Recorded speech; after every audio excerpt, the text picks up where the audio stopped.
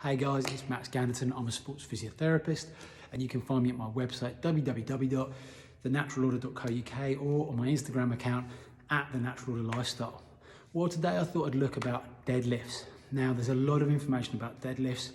Technically there's a lot of information on things like YouTube, Google, and there'll be lots of things like books wrote about something like that as a movement. It's an important movement. Often you'll find that movement is described as a compound movement. It's a big movement that builds a lot of strength in a lot of muscles. Now, there are variations around it. So you might read sometimes that there's a sumo deadlift, a Romanian single leg deadlift. You might find that there's a stiff leg deadlift. These are all variations around different types of movements that are going to hit different muscles.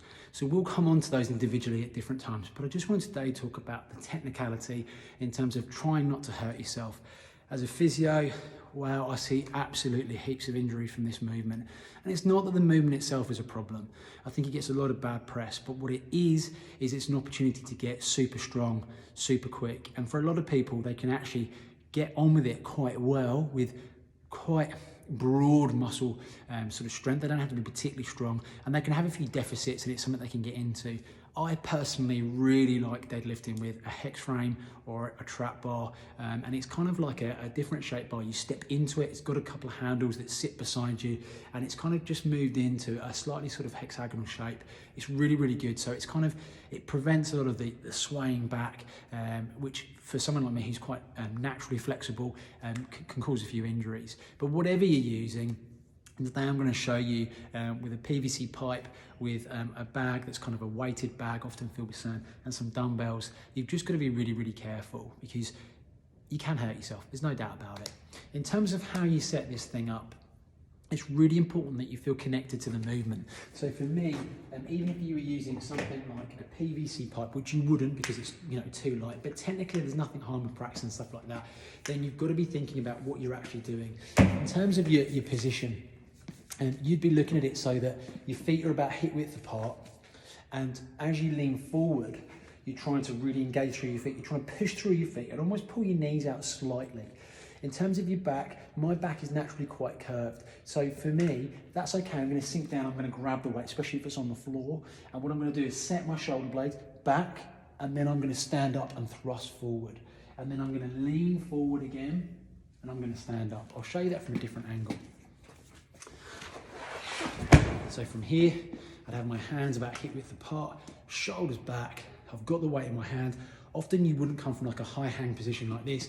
The weight, especially if it's a bar, would be on the floor, but you're gonna set your feet, turn your knees up slightly, lengthen your neck, pull your shoulder blades back, and you're gonna pull onto that bar, engage, and then pull upwards.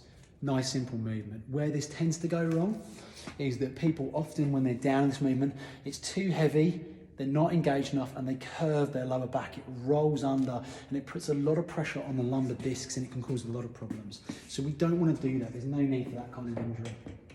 If we use things that are slightly heavier, this is a heavy bag, it's 30 kg, it's quite heavy to try and get hold of. I'm going to pull this into position.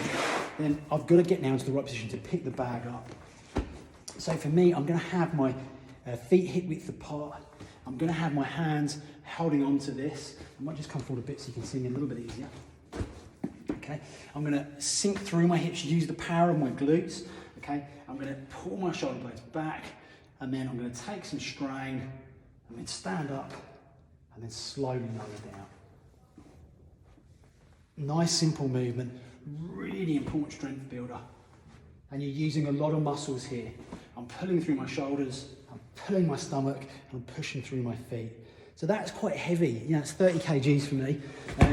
Not in terms of a normal bar lift, but in terms of something bulky, it's quite hard to get hold of. And now I'm going to use a couple of dumbbells. Now they're 27.5 each, so that's quite heavy as a dumbbell. There wouldn't be many things that I would personally be using that for, but they're there, so I'll kind of give you an idea. So I'm just going to kind of come in here, grab these. Same thing now, but this time I'm going to have those out in front, shoulders back, and I'm going to lower and straighten up. So you can use a variety of equipment to kind of get that training going and work on those areas. Okay, for me, in terms of some guidance that I'll use particularly in sport, we'll often say if you're looking at a deadlift, ideally double your body weight. The minute you're getting to double your body weight, and that could be a 1 rep max, and you'd have to really work with a good PT, a good strength and conditioning coach, good physiotherapist. They'll give you the guidance to progress that so you're doing it safely. But for me, if you're doing double your body weight as a minimum requirement on your deadlift, you're very strong, you're very robust, and you're actually ready for some decent activity. Hope that helps. See you soon.